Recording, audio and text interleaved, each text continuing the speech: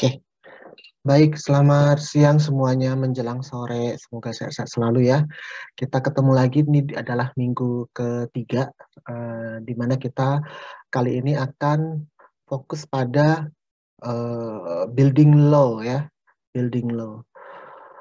Nah, ya basically ya, pada dasarnya buildings, kalau kita sebut buildings itu umumnya diterjemahkan itu bangunan gedung gitu ya. Bangunan gedung itu memang memainkan peranan penting ya kan, sebagai tempat di mana kita berdiam, menghuni gitu ya, dan melakukan kegiatan kita sehari-hari gitu kan ya. Nah, di Indonesia pengaturan terkait dengan pendirian sebuah bangunan gedung itu secara khusus diatur di dalam Undang-Undang Nomor 28 Tahun 2002 mengenai bangunan gedung. Maka dari itu disebut undang-undang ini biasanya disebut sebagai UU Bangunan Gedung ya, Undang-Undang Bangunan Gedung. Nah, pengetahuan terkait dengan bangunan gedung ini ya, UU Bangunan Gedung ini penting ya, mengingat banyak hal yang diatur di dalam UU gedung ini yang mungkin tidak saja terkait dengan khusus untuk bangunan gedung, tapi juga untuk bangunan konstruksi lainnya pun juga tidak hanya khusus untuk pemilik gedung, tapi juga untuk para pengguna gedung maupun masyarakat gitu ya.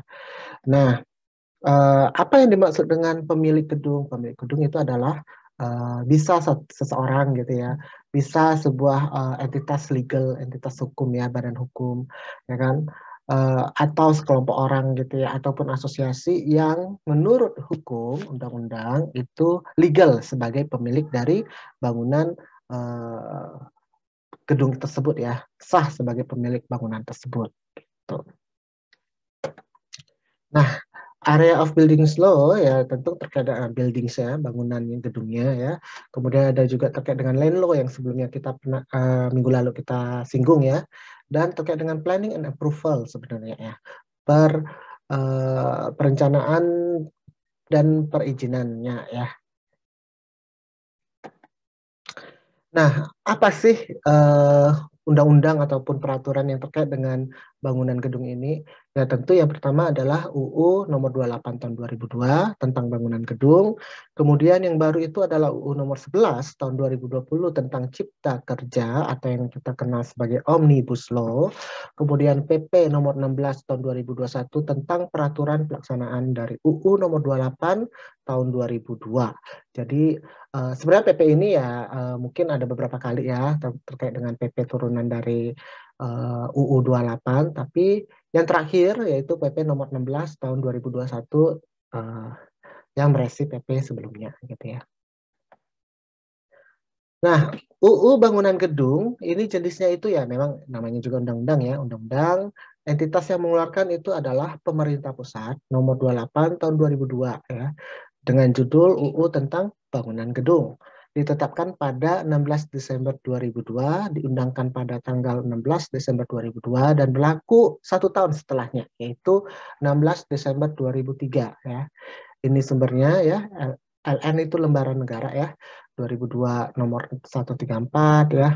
Kemudian temanya itu terkait dengan konstruksi, sipil, arsitek, bangunan, dan infrastruktur. Jadi meskipun ini UU-nya disebut bangunan gedung, tapi sebenarnya isinya itu bisa dirujuk untuk bangunan konstruksi lainnya gitu ya. Dan statusnya terakhir itu diubah dengan UU nomor 11 tahun 2020 tentang Cipta Kerja itu ya, yang saya sebut Omnibus Law ya.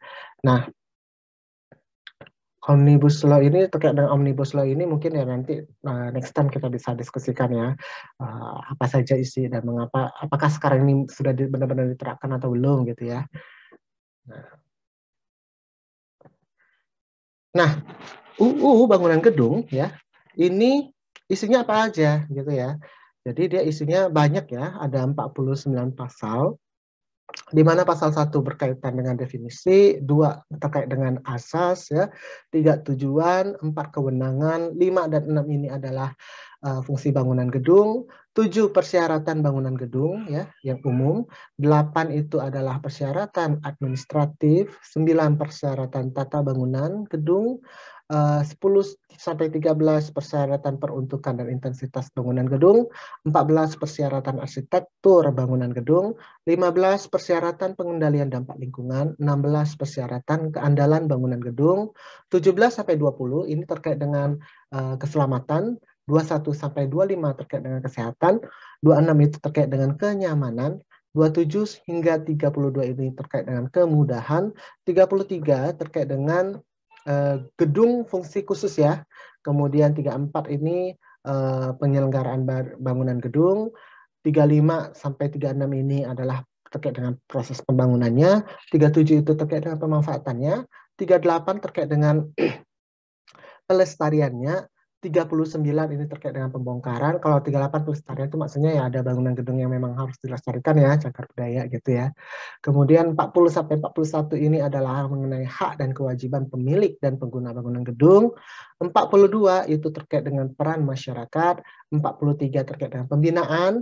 44 hingga 47 itu adalah sanksi-sanksi apabila ada ketentuan yang dilanggar.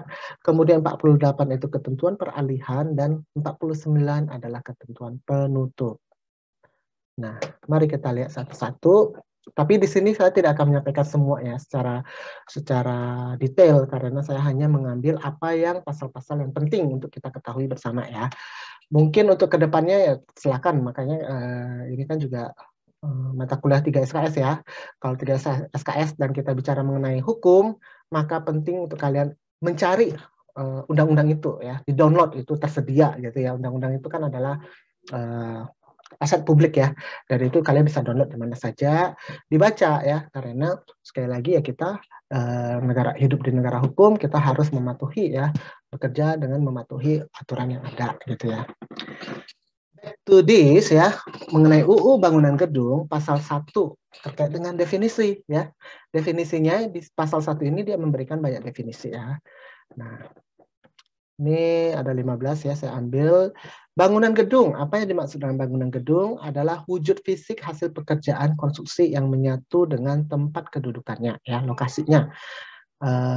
Sebagian atau seluruhnya berada di atas dan atau di dalam tanah, ada basementnya mungkin ya kan, dan atau air ya, berarti ini misalnya seperti bangunan yang di lepas pantai gitu ya, yang berfungsi sebagai tempat manusia melakukan kegiatannya. Baik untuk hunian atau tempat tinggal, kegiatan keagamaan, kegiatan usaha, termasuk perkantoran di sini, ataupun mall, itu bangunan gedung juga gitu ya. Kegiatan sosial, seperti budaya itu seperti GOR atau apalah ya, maupun kegiatan khusus lainnya ya. Nah, penyelenggaraan bangunan gedung adalah kegiatan pembangunan ya. Kalau kita disebut penyelenggaraan kegiatan bangunan gedung ya mulai dari kegiatan pembangunan yang meliputi proses perencanaan teknis dan pelaksanaan konstruksinya di lapangan hingga kegiatan pemanfaatan, pelestarian dan pembongkarannya apabila memang masa gedung itu sudah habis ya. Masa hidup gedung itu habis perlu dibongkar ya dibongkar gitu ya, demolition. Kemudian yang dimaksud dengan pemanfaatan bangunan gedung adalah kegiatan memanfaatkan bangunan gedung sesuai dengan fungsinya yang telah ditetapkan. Oh, ini bangunan gedung untuk perumahan ya. Kenapa kok jadi toko usaha gitu kan ya? Itu berarti ada hal yang dilanggar. Oh, ini adalah gedung untuk perkantoran. Kenapa kok jadi tempat hunian? Nah, itu juga berarti ada prinsip yang dilanggar di situ ya. Maka terkait dengan pemanfaatan harus kita ketahui juga ya. Ini gedung sesuai dengan perizinannya, dia ini diperuntukkan untuk apa gitu ya kegiatannya.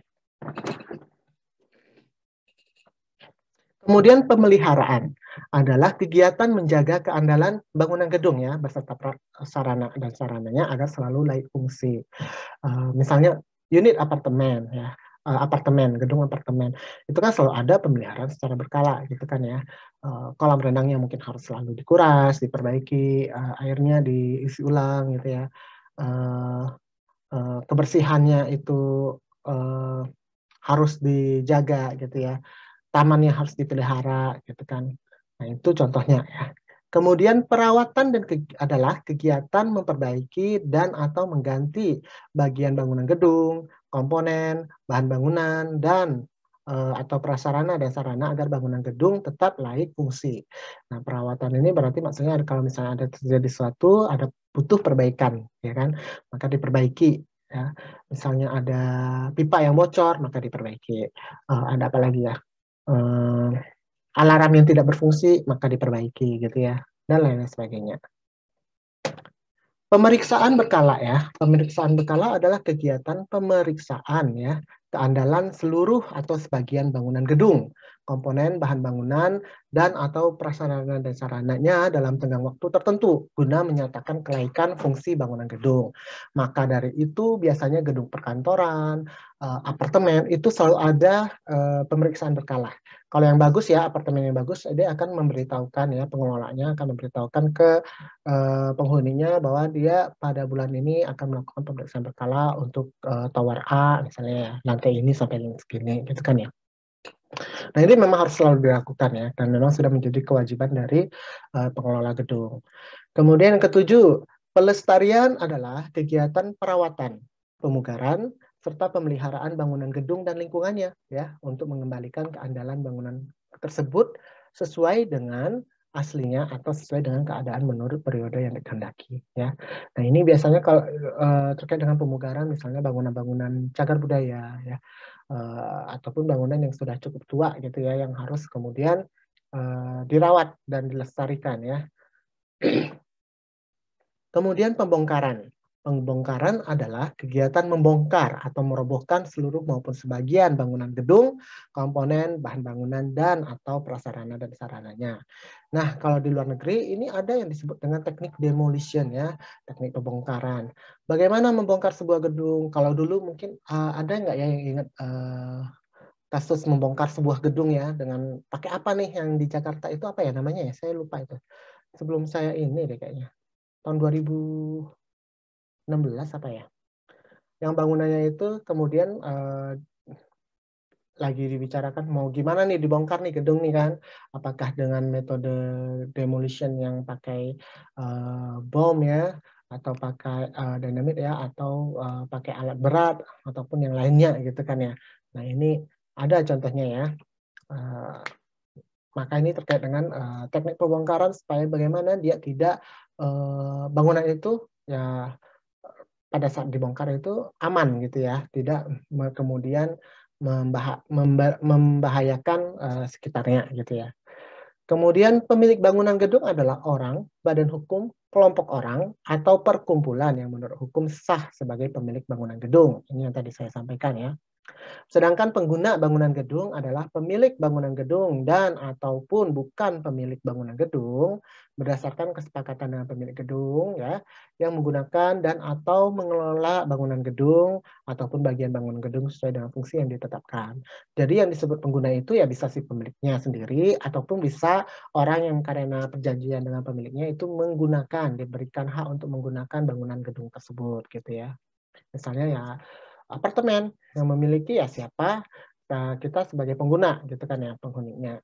Kemudian misalnya kantor ya perkantoran yang punya gedung ini siapa APL misalnya APL Tower yang punya itu APL kemudian yang menggunakan kan ada itu ya masing-masing company menyewa lantai berapa ya seperti itu. Next. Pengkaji teknis adalah orang perorangan atau badan hukum yang mempunyai sertifikat keahlian untuk melaksanakan pengkajian teknis atas kelaikan hukum, kelaikan fungsi bangunan gedung ya sesuai dengan ketentuan perundang-undangan yang berlaku.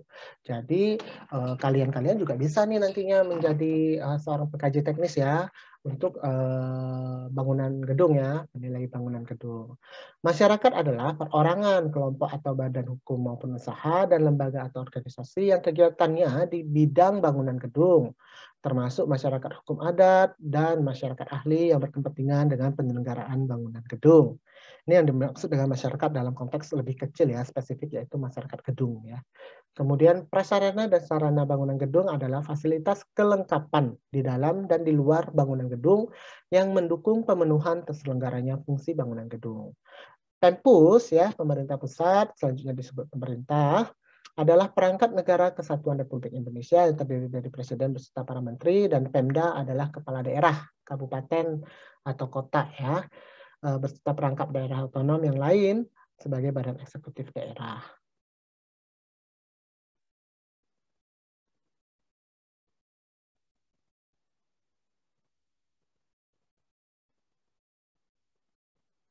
Ini Atika ada ngechat ya. Kalau seandainya pembongkaran gedung di tempat pusat kota, bagaimana Pak? Apa tidak mengganggu? Apa ada ketentuan khusus kalau untuk metode pembongkarannya?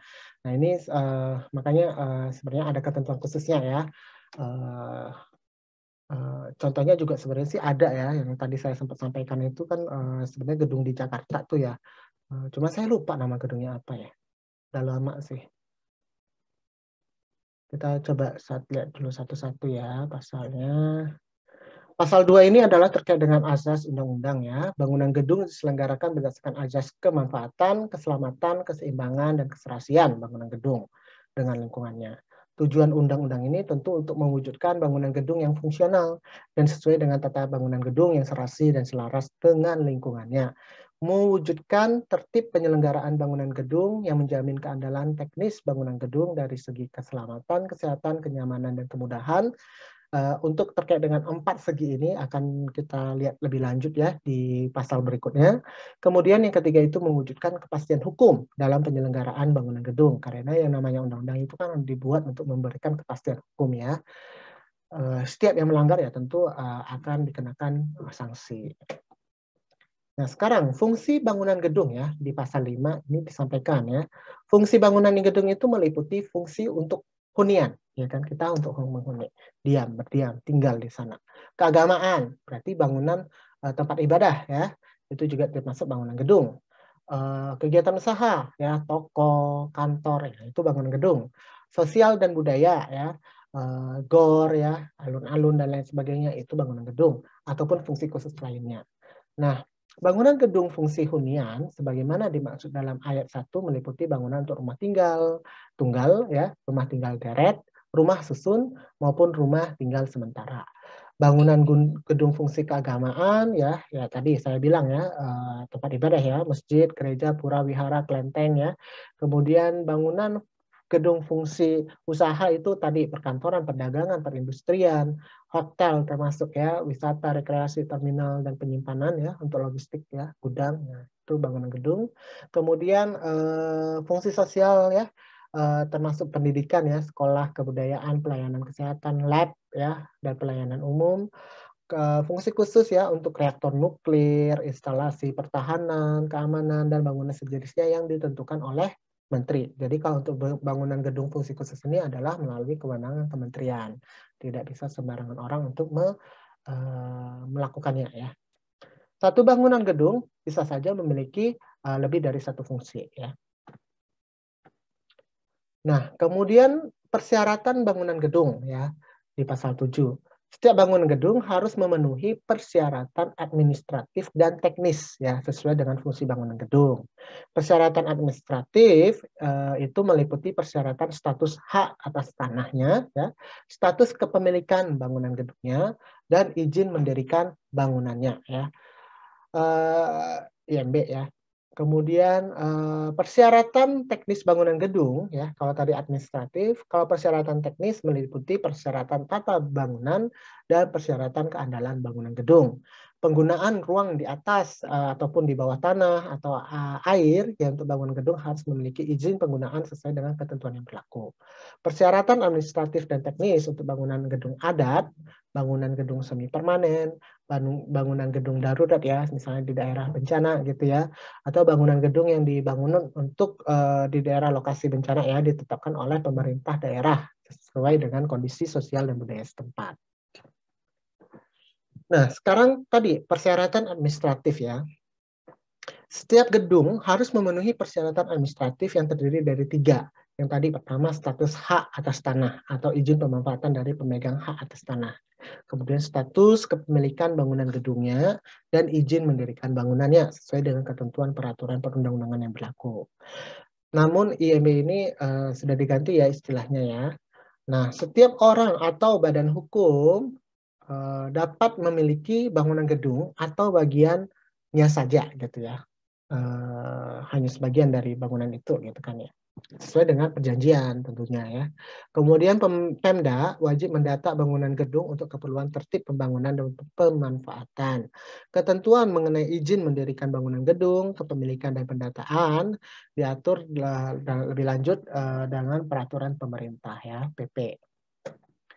Kemudian pasal 9 terkait dengan persyaratan tata bangunan gedung ya. Nah, ini sebenarnya terkait dengan persyaratan teknis tadi ya, persyaratan tata bangunan gedung bangunan ini gitu ya. Ini meliputi persyaratan peruntukan dan intensitas bangunan gedung, arsitekturnya ya, dan persyaratan pengendalian dampak lingkungannya. Nah, persyaratan tata bangunan ini ditetapkan lebih lanjut dalam rencana tata bangunan dan lingkungan oleh Pemda. Ketentuan mengenai ini diatur lebih lanjut dengan PP. Persyaratan keandalan. Persyaratan keandalan gedung meliputi persyaratan keselamatan, kesehatan, kenyamanan, dan kemudahan ya. Jadi ada 4 aspek dari persyaratan keandalan. Nah, ini semua disesuaikan dengan fungsi gedungnya ya. Apa yang dimaksud dengan persyaratan keselamatan? Persyaratan keselamatan bangunan gedung ya meliputi persyaratan kemampuan bangunan gedung itu untuk mendukung beban muatannya ya. Jadi beban matinya ya dan maupun beban hidup. Makanya kalian belajar struktur ya kan. Kemudian kemampuan bangunan gedung dalam mencegah dan menanggulangi bahaya kebakaran maupun petir ya. Makanya ada sistem firefighting dalam gedung maupun penangkal petir kalau gedung ya. Kemudian yang kedua, persyaratan kemampuan bangunan gedung untuk mendukung beban muatannya sebagaimana dimaksud dengan ayat 1 merupakan kemampuan struktur bangunan gedung yang stabil dan kukuh ya dalam mendukung beban muatan. Kalau untuk yang dimaksud dengan mencegah dan menanggulangi bahaya kebakaran sebagaimana dimaksud dengan ayat 1 adalah kemampuan bangunan gedung untuk melakukan pengamanan terhadap bahaya kebakaran melalui sistem proteksi pasif maupun proteksi aktif ya. Yang dimaksud pasif itu seperti apa, yang dimaksud dengan proteksi aktif itu seperti apa, nanti silakan dicari ya. Apakah misalnya apa namanya alarm kebakaran ya, maupun sprinkler air untuk kalau misalnya mendeteksi kebakaran itu termasuk proteksi pasif atau aktif gitu kan ya. Nah, silakan dicari. Kemudian persyaratan kemampuan bangunan gedung dalam mencegah bahaya petir itu kemampuan gedung untuk melakukan pengamanan terhadap bahaya petir melalui sistem penangkal petirnya gitu ya. Nah, namun umumnya kalau untuk bangunan gedung hanya rumah hunian sederhana gitu ya, itu biasanya sih tidak ada ya pakai penangkal petir gitu kan ya. Tapi kalau misalnya udah mungkin sudah lantai 5, 6, sudah atas tinggi-tinggi gitu ya, mungkin sudah memang harus memakai sistem penangkal petir. Nah, ini mungkin dijelaskan lebih lanjut di dalam PP-nya ya. Kemudian persyaratan kemampuan bangunan gedung yang stabil dan kukuh dalam mendukung beban muatan ya, itu merupakan kemampuan yang stabil dan kukuh sampai dengan kondisi pembebanan maksimum dalam mendukung beban muatan hidup dan beban matinya gitu ya, serta untuk daerah atau zona tertentu. Karena misalnya zona Indonesia kan besar sekali gitu kan ya. Dan kita bisa membaginya berdasarkan zona-zona gempanya ya kan. Nah, bagaimana itu perhitungan gempa antara satu daerah dengan daerah lain. Kalau misalnya kalian nantinya akan menjadi seorang analisis engineer struktur untuk terkait pembebanan, maka kalian harus mengacu ya dengan pembagian zona gempa ya di Indonesia seperti apa. Jangan hanya mendesain, oh ini sesuai dengan ini ya sesuai dengan biasanya gitu kan ya, tapi tidak melihat benar-benar dilihat ini gedung ini di mana nih? Jangan bikin gedung di Papua tapi dengan sistem standar yang untuk di Jakarta. Kan bisa jadi berbeda ya zona gempanya ya. Sehingga perhitungan load-nya, muatannya ya tadi ya, bebannya, kemudian juga perhitungan terkait dengan kekokohan untuk meredam ya gaya gempa ya, gaya geser dari gempa itu seperti apa gitu ya. Kalau misalnya kalian lalai dalam itu ya berarti itu adalah kelalaian yang menjadi tanggung jawab dari engineer yang menghitung ataupun mendesain ya, merancang bangunan tersebut ya. Kemudian yang kedua, besar beban muatan dihitung berdasarkan fungsi bangunan gedung pada kondisi pembebanan maksimum ya dan variasi pembebanan. Agar bila terjadi keruntuhan bangunan gedung masih dapat menyelamatkan diri ya. Jadi ingat ini selalu pada kondisi pembebanan yang maksimum, tidak pembebanan yang biasanya ya atau yang ditargetkan, tapi dibuat pembebanan maksimum. Kemudian ketentuan mengenai pembebanan ketahanan terhadap gempa bumi ya yang tadi saya singgung maupun angin ya, karena mengapa angin perlu diperhitungkan beban angin? Karena semakin tinggi gedung ya, semakin tinggi bangunan, angin itu semakin kenceng gitu ya. Maka untuk gedung-gedung tinggi itu perlu ada tes angin ya, gaya beban anginnya sehingga itu harus diperhitungkan dalam ketika kalian merancang sebuah bangunan gedung. Pasal 19 masih terkait dengan persyaratan keselamatan ya. Yang ini adalah terkait dengan bahaya kebakaran, pengamanan terhadap bahaya kebakaran ya, di mana meliputi kemampuan stabilitas struktur dan elemennya ya, konstruksi tahan api, kompartemenisasi dan pemisahan, serta proteksi pada bukaan yang ada untuk menahan dan membatasi kecepatan menjalarnya api dan asap kebakaran. Nah, kalau di sini berarti kita bisa melihat bahwa yang penting itu sebenarnya adalah strukturnya, elemen struktur, bukan arsitektur dari gedung ya. Elemen struktur itu harus stabil ketika terjadi kebakaran. Mengapa? Karena yang akan menopang, yang menjadi kerangka dari sebuah gedung itu adalah elemen strukturnya. Ya.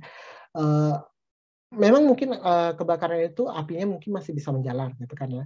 Tapi maka dari itu perlu ada kompartemenisasi atau pemisahan pada saat antara satu bagian gedung dan bagian lain itu ada sistem kompartemenisasi ya, sehingga api itu tidak bisa langsung menjalar secepat mungkin gitu ya, segera gitu ya. Atau misalnya pada apartemen deh, atau gedung kantor ya, atau gedung kantor yang bertingkat, umumnya itu akan ada dipakai material ya, pintu yang tahan api, kedap api ya. Maksudnya tahan api itu bukan berarti dia itu pintu itu tidak bisa terbakar. Bisa terbakar, tapi lama ya, lebih tahan dibandingkan pintu yang material biasa. Nah, pintu ini sebenarnya fungsinya itu diletakkan terutama di daerah tangga darurat ya kan. Nah, kalau misalnya terjadi kebakaran kan kita atau gempa bumi tidak boleh memakai lift ya kan, tidak boleh memakai apa namanya eskalator ya, yang pokoknya mesin-mesin itu tidak boleh. Jadi harus pakai tangga darurat. Nah, maka perlu ada supaya menjamin bahwa tangga ini, daerah tangga darurat ini tahan api ya lebih lama ya terhadap potensi kebakaran, maka harus ada kompartemenisasi ini ya, pemisahan untuk membatasi kecepatan menjalarnya api dan asap kebakaran.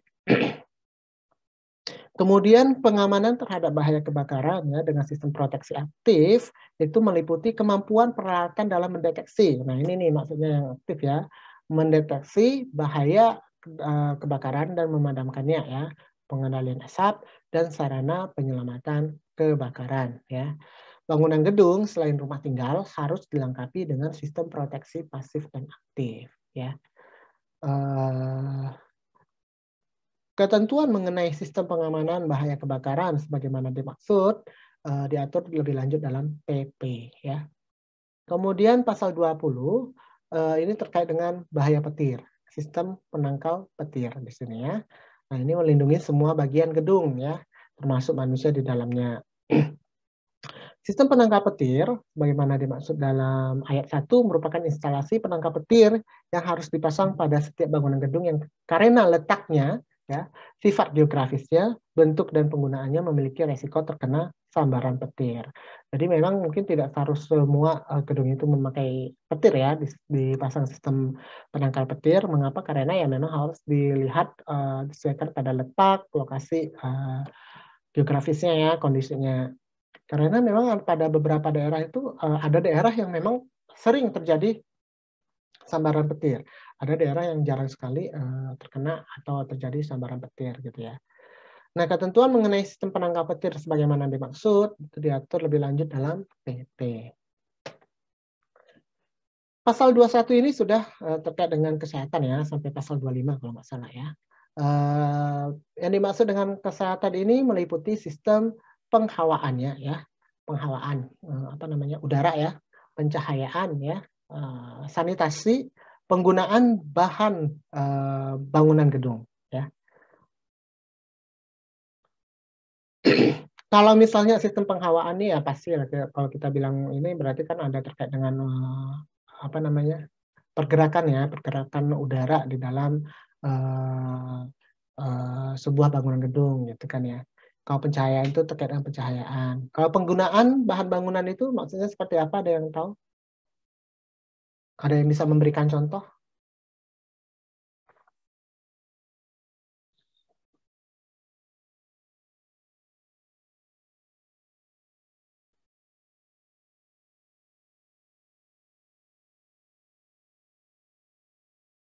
Belum ya?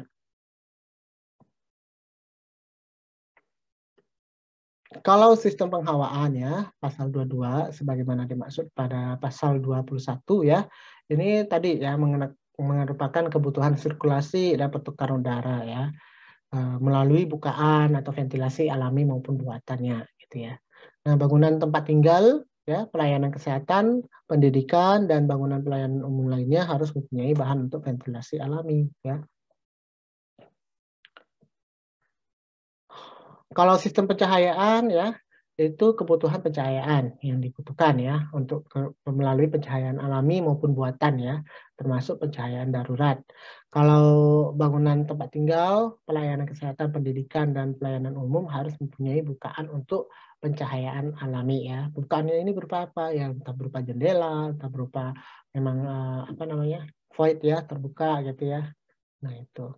Kemudian mengenai sistem sanitasi ya, merupakan kebutuhan sanitasi yang harus disediakan di dalam dan di luar bangunan gedung untuk memenuhi kebutuhan air bersih, pembuangan air kotor ya ataupun air limbah, kotoran dan sampah serta penyaluran air hujan ya.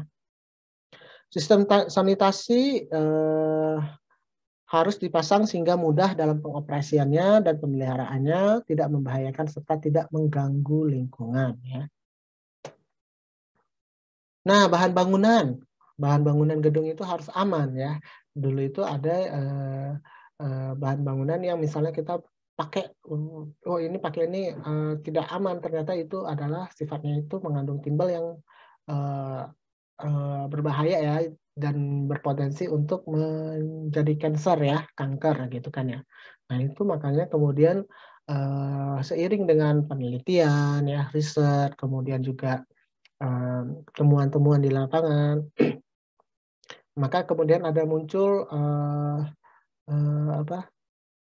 peraturan-peraturan standar-standar baru yang melarang penggunaan material yang berbahaya sebagai bahan bangunan ya, agar tidak menimbulkan dampak negatif baik itu bagi penghuninya maupun bagi lingkungan ya.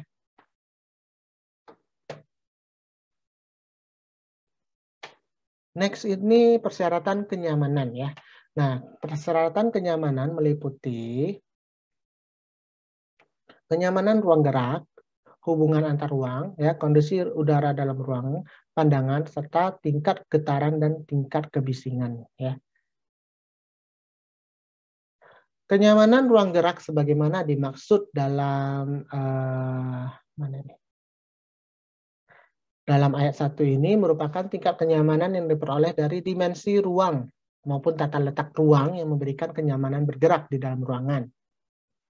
Kenyamanan hubungan antar ruang. Nah, ini yang dimaksud tingkat kenyamanan yang diperoleh dari tata letak ruang ya dan sirkulasi antar ruang bangunan gedung ya. Kalau hubungan antar ruang ini misalnya antara ruang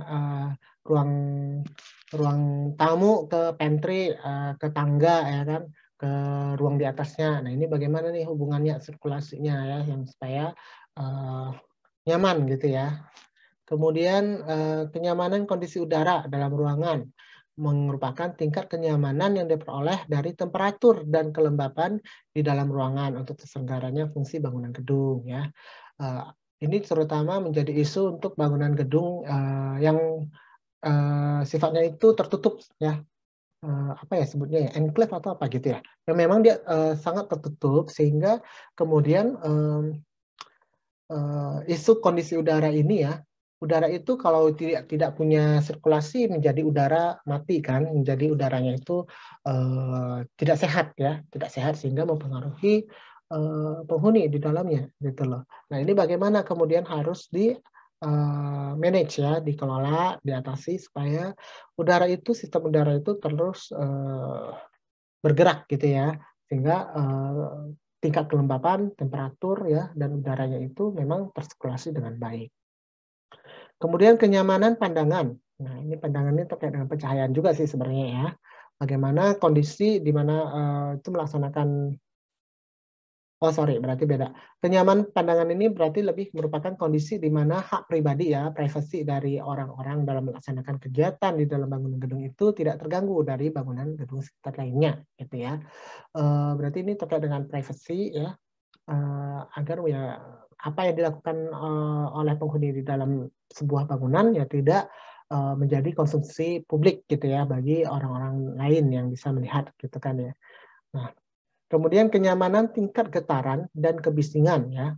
Sebagaimana dimaksud ayat 1 merupakan tingkat kenyamanan yang ditentukan oleh suatu keadaan yang tidak mengakibatkan pengguna dan fungsi bangunan gedung terganggu oleh getaran maupun kebisingan yang timbul dari dalam maupun luar ya atau lingkungannya.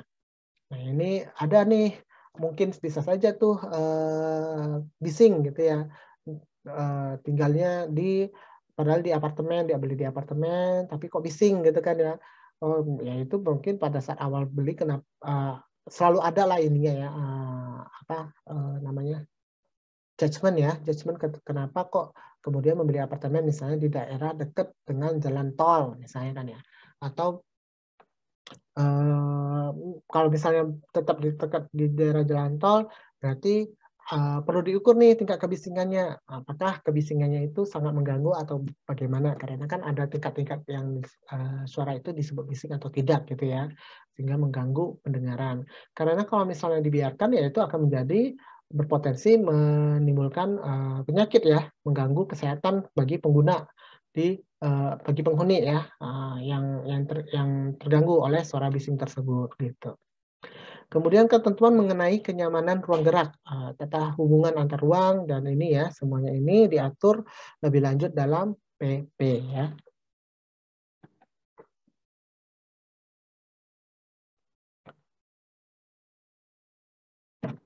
Next, persyaratan kemudahan. Kalau tadi terkait dengan kenyamanan, nah ini terkait dengan kemudahan ya. Ini meliputi kemudahan hubungan ke, dari, dan di dalam gedung, ya, serta kelengkapan prasarana dan sarana dalam pemanfaatan bangunan gedung. Ya. Nah, ini terutama terkait dengan bagi penyandang cacat ya, yang disabled, maupun orang-orang tua ya, yang jompo gitu ya.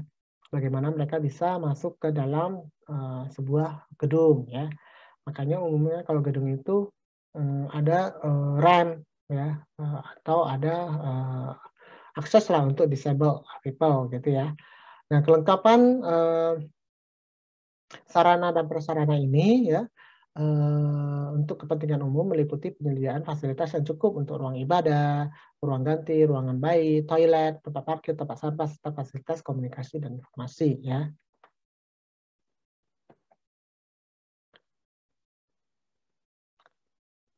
Kemudahan hubungan horizontal antar ruangan dalam bangunan gedung ya merupakan keharusan bangunan gedung untuk menyediakan pintu maupun koridor antar ruangan ya.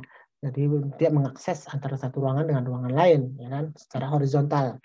Nah, penyediaan mengenai jumlah, ukuran dan konstruksi teknis pintu dan koridor disesuaikan dengan fungsi ruangan bangunan gedung tersebut. Kalau misalnya rumah ya nggak perlu misalnya gede-gede juga, misalnya kan boleh-boleh saja. Tapi kalau misalnya gedung kantor, aksesnya untuk pintu itu harus gede gitu ya. Kenapa? Karena misalnya kalau misalnya terjadi keadaan darurat, maka orang bisa dengan cepat keluar gitu kan ya. Kemudian ketentuan lebih lanjut diatur dalam PP ya. Kemudian yang kedua pasal 30 ya, akses evakuasi nih. Nah, ini akses evakuasi dalam keadaan darurat ya kan. Bagaimana dimaksud dalam pasal 27 itu harus disediakan dalam bangunan gedung meliputi sistem peringatan bahaya bagi pengguna, pintu keluar daruratnya dan jalur evakuasi apabila terjadi bencana kebakaran. ya, ataupun bencana yang lainnya, kecuali rumah tinggal, ya. Nah, penyediaan akses evakuasi sebagaimana dimaksud itu harus dapat dicapai dengan mudah dan dilengkapi dengan penunjuk arah yang jelas. Jadi ada apa namanya, evacuation road ya, rute untuk evakuasinya ya kan, dipasang rambu-rambu evakuasi juga harus jelas gitu ya, dan ada apa namanya, master point ya, yang kalau misalnya terjadi sesuatu, kemudian itu bisa orang-orang yang bisa akses evakuasi itu menuju ke area master point ya namanya ya kalau nggak salah. Nah ini semua diatur lebih lanjut di dalam PP ya. Kemudian persyaratan kemudahan ya, yang terkait dengan hubungan vertikal ya. Vertikal ini berupa penyediaan tangga ya. Penyediaan tangga, rem ya, dan sejenisnya, serta lift ya, ataupun tangga berjalan ya, eskalator. Kemudian bangunan gedung yang bertingkat harus menyediakan tangga yang menghubungkan lantai yang satu dengan yang lainnya dengan mempertimbangkan kemudahan, keamanan, keselamatan, dan kesehatan pengguna. Nah, kalau kalian sempat melihat berita ya, ada orang yang di mall atau di mana gitu ya, kepalanya hampir ke ini ya, apa namanya, kecekik ya, pada saat dia menggunakan eskalator ya, antara balok lantai atasnya, kemudian ada eskalator, dia entah gimana lah, saya juga kurang tahu, kurang ngerti, kepalanya bisa nyangkut di antara itu gitu kan ya. Nah ini kan sebenarnya berbahaya juga. Maka memang penting selain meskipun mungkin itu kesalahan terletak di si penggunanya ya, si orangnya yang melewati menggunakan eskalator, tapi mungkin bisa saja kalau yang baik ya, sistem yang baik ya perlu ada diberikan pengamanan sebenarnya ya pada saat pertemuan antara balok dengan eskalator ya, karena kan biasa balok dan eskalator tuh berdampingan ya ininya ya, balok atas dan eskalatornya ya. Nah, itu supaya mengamankan lah ya, entah dikasih rambu atau apa gitu ya. Nah, kemudian bangunan gedung untuk parkir harus menyediakan rem dengan kemiringan tertentu ya. Nah ini sebenarnya nih menurut ada beberapa tempat yang memang remnya itu tidak nyaman ya, rem untuk mobil untuk naik ke gedung parkirnya itu sangat curam dan tidak ada berhentinya gitu ya misalnya ya. Nah ini sebenarnya ya merugikan dan membahayakan si pengemudi juga ya, serta merugikan si pengelola kalau misalnya sampai terjadi apa namanya, kecelakaan ya akibat dari kemiringan ataupun sarana yang tidak memadai ini gitu ya, sarana vertikal ini.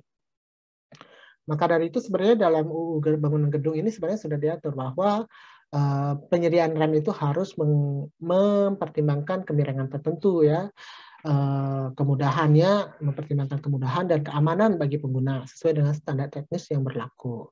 Cuman ini memang kadang ini tidak diindahkan sih ya, padahal itu sebenarnya sudah menjadi peraturan ya. Nah, bangunan gedung dengan jumlah lantai lebih dari 5 harus dilengkapi dengan lift ya, karena sistem transportasi yang vertikalnya yang dipasang sesuai dengan kebutuhan. Jadi kalau misalnya gedungnya itu apa namanya, ruko lah ya, ruko 5 lantai, ya masih nggak pakai lift ya nggak apa-apa, cuman ya capek ya ngos-ngosan kalau mau naik dari lantai 1 sampai ke lantai 5 gitu kan ya. Kalau ruko itu kan biasanya ruko rumah toko ya. Saya dulu tinggalnya di ruko ya. Bawahnya itu lantai 1, lantai 2 itu untuk usaha, lantai 3, 4 itu untuk tinggal gitu kan. Yang lantai 5 juga bisa untuk tinggal. Wah itu eh, eh, besar juga betisnya lama-lama ya. Cuman ya kalau misalnya lebih dari 5 lantai, maka perlu memang harus disediakan lift ya. Next, persyaratan terkait dengan penyediaan fasilitas dan aksesibilitas bagi penyandang cacat ya dan lanjut usia ya. Nah, ini merupakan keharusan kecuali bagi rumah tinggal ya. Mengapa? Karena rumah tinggal kan biasanya ya di bawah 2 lantai lah, 3 lantai paling gitu kan ya yang namanya rumah tinggal. Jadi tidak perlu terlalu diiniin. Tapi kalau untuk bangunan gedung selain rumah tinggal itu perlu disediakan nih fasilitas aksesibilitas bagi penyandang cacat dan lanjut usia ya. Ketentuan lebih lanjut diatur dalam PP. Kemudian kelengkapan prasarana dan sarana yang merupakan keharusan bagi semua gedung untuk kepentingan umum ya. Lebih lanjut diatur dalam PP. Next, mengenai penyelenggaraan bangunan gedung ya. Nah, kalau yang disebut dengan penyelenggaraan itu ya berarti dari awal sampai akhir ya, sampai di gedung itu dibongkar ya, selesai masa hidupnya si gedung gitu ya. Meliputi kegiatan pembangunan, pemanfaatan, pelestarian hingga pembongkarannya ya. Nah, ini penyelenggara bangunan gedung ya, terdiri dari pemilik, penyedia, dan pengguna bangunan gedung ya. Pembangunan bangunan gedung diselenggarakan melalui tahapan perencanaan dan pelaksanaan beserta pengawasannya, ya kan? Planning untuk proyek konstruksinya, pelaksanaan ya pada saat konstruksi di lapangannya, ya, pengawasannya juga. Pembangunan bangunan gedung itu dapat dilakukan baik di atas tanah sendiri maupun di tanah milik orang lain. Ya. Kalau di atas tanah milik orang lain maka harus dilakukan berdasarkan perjanjian tertulis ya, kontrak antara si pemilik tanah dengan pemilik bangunan gedung. Pembangunan itu dapat dilaksanakan setelah rencana teknis bangunan gedung disetujui oleh Pemda dalam bentuk izin mendirikan bangunan, kecuali bangunan gedung fungsi khusus ya, harus melalui kementerian.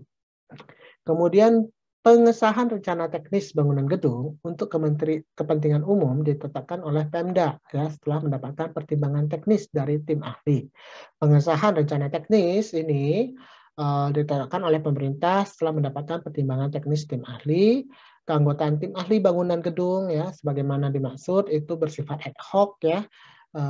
Dipilih sendiri ya berdasarkan yang terdiri atas para ahli yang diperlukan sesuai dengan kompleksitas bangunan gedung ya. Pemanfaatan bangunan gedung nih, kalau ini pemanfaatan dilakukan oleh pemilik dan pengguna gedung ya. Setelah bangunan itu dinyatakan memenuhi syarat layak fungsi ya, berarti setelah proyek itu selesai, gedung itu sudah menjadi aset ya, dapat dilakukan, dapat dimanfaatkan ya sebagai kegiatan usaha lah, kegiatan hunian lah dan lain sebagainya gitu ya. Nah ini tentu kegiatan untuk memenuhi sebuah gedung memenuhi persyaratan layak fungsi juga harus memenuhi persyaratan teknis ya. Kemudian pemeliharaan, perawatan dan pemeriksaan secara berkala bangunan gedung harus dilakukan ya agar tetap memenuhi persyaratan layak fungsinya. Ya. Kemudian pelestarian. Bangunan gedung dan lingkungan yang ditetapkan sebagai cagar budaya, ini ya, yang cagar budaya, bangunan cagar budaya, sesuai dengan peraturan perundang-undangan harus dilindungi dan dilestarikan. Penetapan bangunan gedung dan lingkungannya yang dilindungi dan dilestarikan itu dilakukan oleh Pemda ataupun pemerintah pusat dengan memperhatikan ketentuan perundang-undangan. Pelaksanaan perbaikan, pemugaran, ya, perlindungan serta pemeliharaan atas bangunan gedung dan lingkungan yang bangunan cagar budaya ini dapat dilakukan sepanjang tidak mengubah nilai ataupun karakter cagar budaya yang dikandungnya gitu ya. Jadi bangunan cagar budaya ini udah tua nih harus diperbaiki tapi mau mengubah fasadnya gitu kan ya. Jadi lebih modern. Oh, itu nggak bisa gitu ya. Jadi ada teknik untuk memperbaiki bangunan cagar budaya sendiri ya, yang berusaha untuk seminimal mungkin mengubah dari nilai-nilai ataupun karakter bangunannya ya, cagar budayanya gitu. Perbaikan, pemugaran dan pemanfaatan ya yang dilakukan menyalahi ketentuan fungsi ataupun karakter cagar budaya harus dikembalikan sesuai dengan peraturan perundang-undangannya ya. Kemudian terkait dengan pembongkaran ya.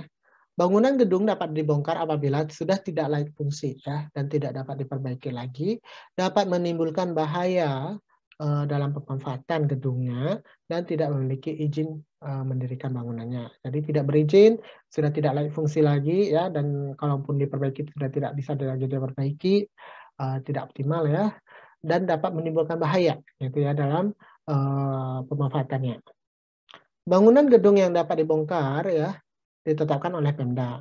Kemudian pengkajian teknis bangunan gedung, kecuali untuk rumah tinggal, dilakukan oleh tim pengkaji teknis ya, dan pengadaannya menjadi kewajiban pemilik gedung. Pembongkaran bangunan gedung yang mempunyai dampak luas terhadap keselamatan umum dan lingkungan harus dilaksanakan berdasarkan rencana teknis pembongkaran yang telah disetujui oleh Pemda ya. Nah, ini tadi Atika.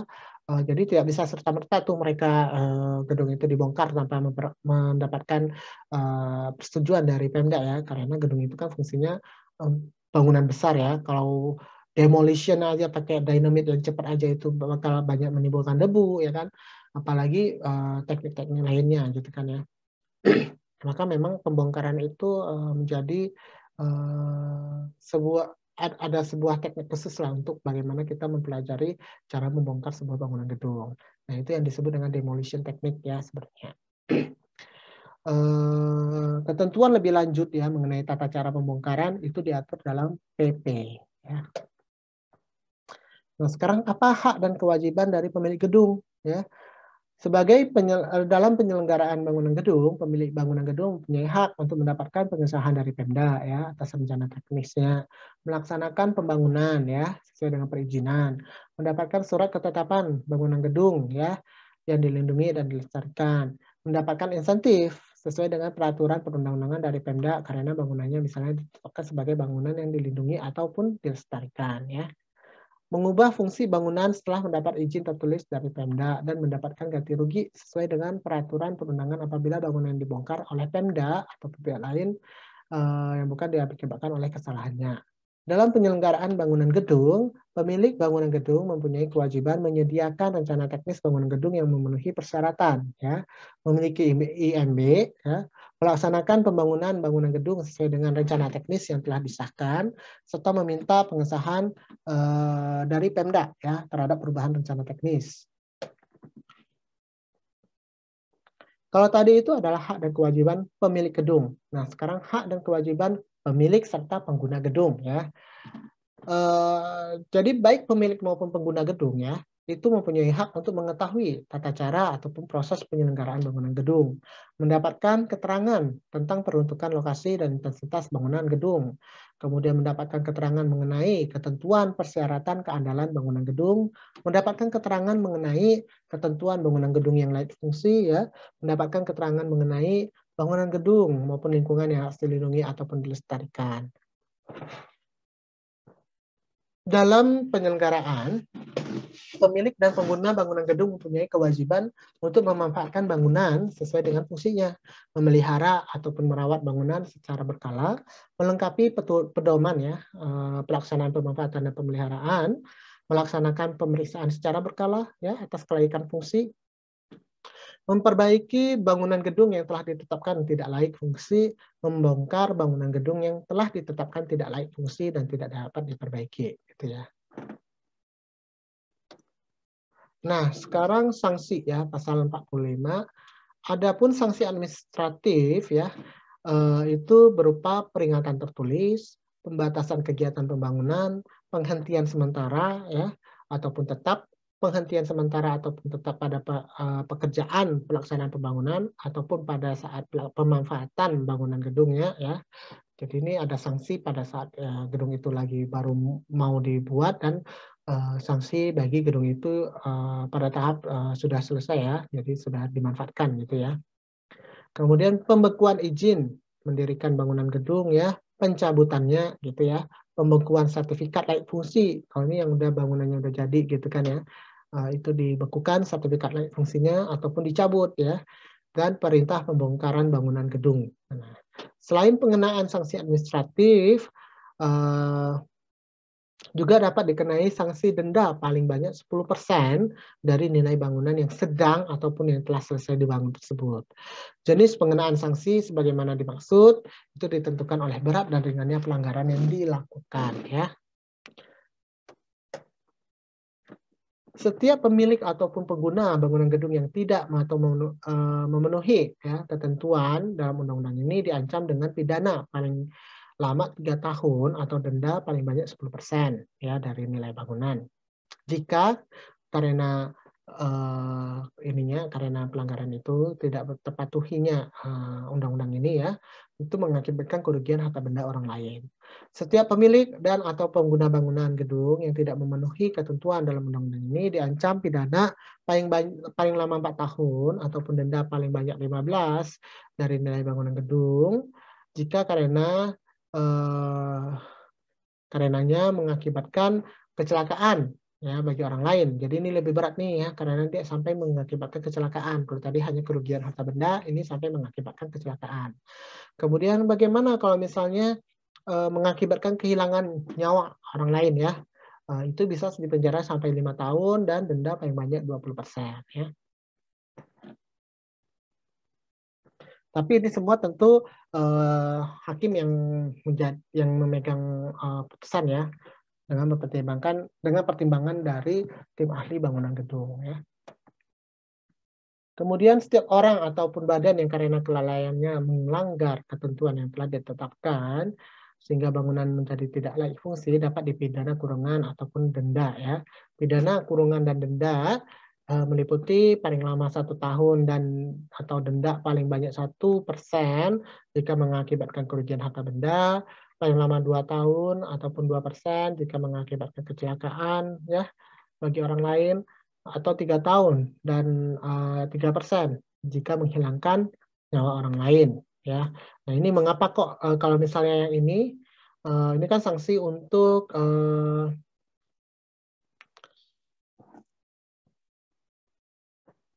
bangunan tidak layak fungsi ya. Kalau ini tadi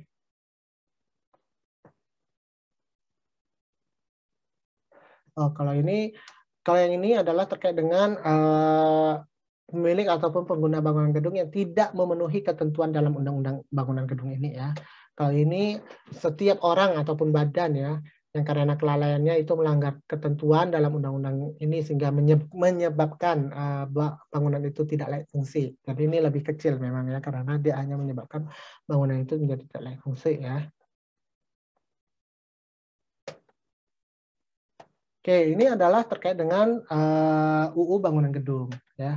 Sekarang tadi saya sampaikan UU bangunan gedung itu kan kemudian direvisi dalam UU Cipta Kerja ya atau Omnibus Law ya.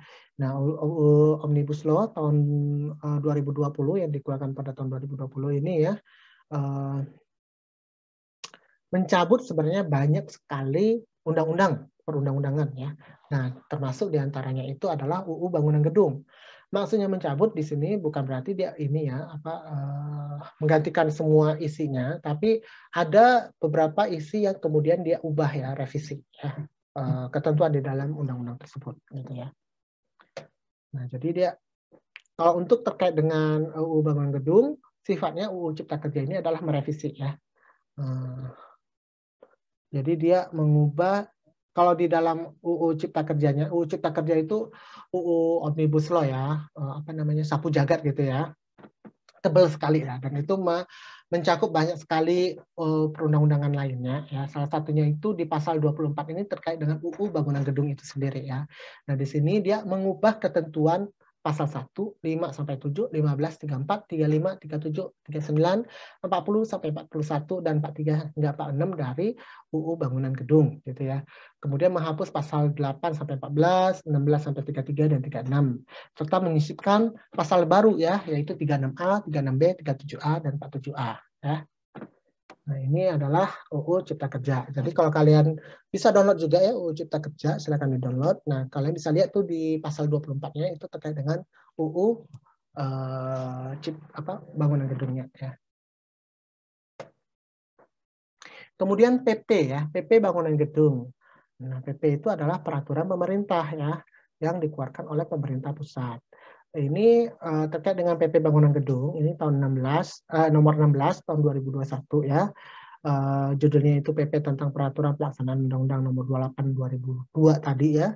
Nah, ini sebenarnya mencabut PP nomor 36 tahun 2005 ya tentang sama ya peraturan pelaksanaan dari UU nomor 28 tahun 2002 juga. Cuman dia sifatnya itu ya mencabut ya, menggantikan PP nomor 36.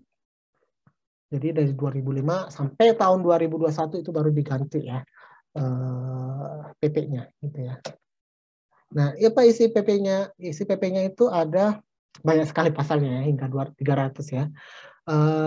Satu terkait definisi, dua kewenangan, tiga fungsi dan klasifikasi bangunan gedung ya. 4 sampai 8 itu fungsi bangunan gedung, 9 sampai 11 itu klasifikasi bangunan gedung, 12 itu sanksi administratif, 13 itu standar teknis, 14 sampai 57 itu standar perencanaan dan perancangan bangunan gedungnya, 58 hingga 61 itu standar pelaksanaan dan pengawasan konstruksi bangunan gedung, 62 hingga 70 itu standar pemanfaatan bangunan gedung, 71 hingga 79 itu standar pembongkaran bangunan gedung, 80 hingga 102 itu mengenai bangunan cagar budaya ya, bangunan gedung cagar budaya BGCB yang dilestarikan. Kemudian 103 hingga 106 itu ketentuan penyelenggaraan bangunan gedung fungsi khusus ya, BGFK. 107 hingga 123 itu mengenai BGH, bangunan gedung hijau. Kemudian 124 hingga 185 itu BGN ya, negara ya, bangunan gedung negara kalau nggak salah ya. Kemudian 186 hingga 201 itu ketentuan dokumen, 202 hingga 248 itu ketentuan pelaku penyelenggara bangunan gedung, dan 250 hingga 327 itu proses penyelenggaraan bangunan gedung. Ada lagi? Oh ya. 328 hingga 335 itu peran masyarakat, 336 itu pembinaan, 337 hingga 339 itu pembinaan oleh Pempus, kemudian 340 hingga 345 itu pembinaan oleh Pemda, 346 itu peralihan, dan 347 itu penutup. Jadi memang kalau PP itu karena sifatnya itu lebih detail, ya, lebih teknis, maka umumnya memang PP itu lebih besar ya, voluminous ya dibandingkan kalau kita bandingkan dengan UU gitu ya. Oke. Nah, sekarang silakan kalian coba cari aja dulu ya, online, search aja lah online gitu ya. Terkait dengan fungsi dan klasifikasi bangunan gedung ya, itu yang dicantumkan dalam PBG ya. Jadi ada 3 dokumen utama nih sekarang ya, yang disebut dengan PBG, SLF, dan SBKBG ya. Persetujuan bangunan gedung, sertifikat layak fungsi, dan surat bukti kepemilikan bangunan gedung. Nah, silakan cari dan jelaskan apa fungsi dokumen tersebut ya. Mungkin berapa ya? 2 menit aja lah ya, gampang kok ini ya. Silakan dicari.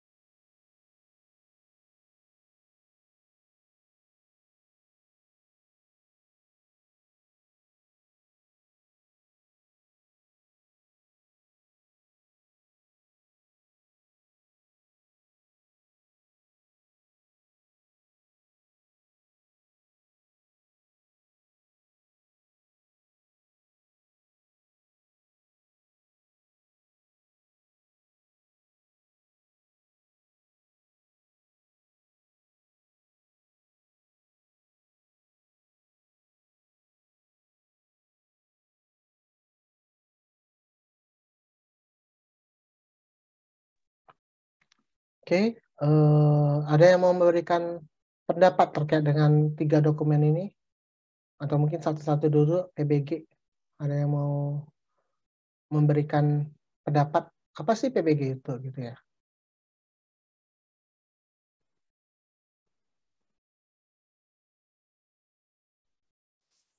Kalau PBG itu kalau izin yang diberikan kepada pemilik bangunan untuk membangun atau pokoknya dia kayak izin untuk kayak kita bisa diberikan izin untuk mengubah atau memperluas atau kayak mengurangi atau merawat bangunan sesuai standar teknis bangunan gedung tersebut gitu. Kalau dulu disebut, dulunya itu dia disebut apa? IMB. IMB bukan? IMB, Pak. Iya, dulunya disebut IMB ya. Jadi kalau misalnya sesuai dengan undang-undang itu kan bangunan gedung itu sebutnya IMB. Itu makanya di PP nomor 36 ya, yang tahun 2005 itu masih menggunakan istilah IMB. Namun sejak PP yang baru, PP yang tahun 2021 ini ya, apa namanya? PP nomor 16 ya, 16 tahun 2021, istilah IMB tidak lagi berlaku dan diganti dengan istilah PBG. Ya, jadi sama sebenarnya fungsinya ya seperti IMB. Mengganti, mengubah, membuat itu semua bangunan ya, memperluas, apalagi lah, pokoknya itu harus memenuhi perizinan ini ya, perizinan PBG ya, persetujuan bangunan gedung. Nah, persetujuan ini tentunya diajukan atau dimohon oleh si pemilik ya, pemilik, kemudian nantinya akan disetujui oleh Pemda yang setempat ya. Nah, kemudian yang kedua SLF, sertifikat layak fungsi. Gimana? Siapa yang mau menjelaskan apa itu SLF? Atika, Pak. Ya. SLF itu sertifikat yang dikeluarkan dari pemerintah kepada pemilik gedung atau perwakilannya sebagai pernyataan bahwa bangunan yang bersangkutan itu layak fungsi dan dapat digunakan dengan benar sesuai dengan rencana. Di mana SLF ini untuk mengetahui apakah bangunan tersebut memenuhi standar teknis atau tidak, diperlukan sebuah proses pemeriksaan dan inspeksi yang melibatkan tenaga ahli yang memiliki kemampuan dan keahlian terkait bangunan tersebut.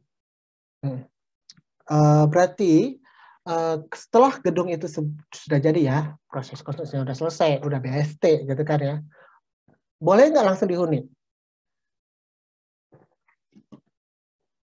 Tidak, Pak.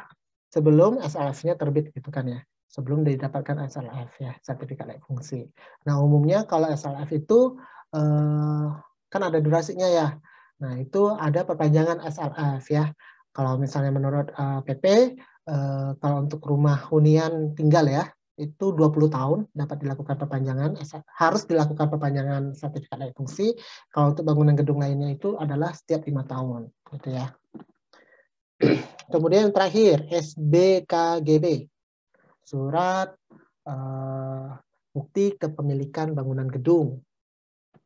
Ini maksudnya apa?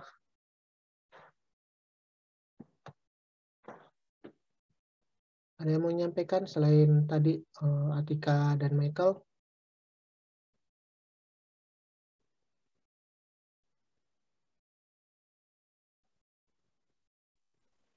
Yang saya dapat sih itu sebagai bukti gitu Pak, kalau memang bangunan gedung ini milik orang tersebut dan tanggung jawabnya orang tersebut gitu Pak. Iya. Jadi itu memang adalah sebuah status sebenarnya yang bukti yang memberikan status kepemilikan bangunan gedung ya. Sehingga apa nanti kalau misalnya timbul sengketa, timbul pertanggungjawaban dari atas tadi ya, kelalaian lah ataupun apapun, kalau manfaat kan ya jadi itu dimanfaatkan ya tentu menjadi ke si pemilik gedung kan. Oh ini bagian ini mau disewakan ya, itu ya kan sewanya ke si pemilik gedung ya. Melakukan perjanjian yang bisa melakukan perjanjian adalah si pemilik gedung gitu kan ya, dengan pihak lain gitu kan ya. Nah, itu terkait dengan manfaat. Tapi terkait dengan tadi pertanggungjawaban misalnya terjadi kegagalan ya, kegagalan bangunan ya kan. Nah, ini juga dipertanggungjawabkan kepada si pemilik gedung. Maka SBKGB ini menjadi penting ya dan harus ada gitu ya sebagai bukti yang menunjukkan status kepemilikan bangunan gedung tersebut, gitu ya. Oke. Nah, ini sampai sini sih ya, dan ini active learning, silakan kalian cari ya.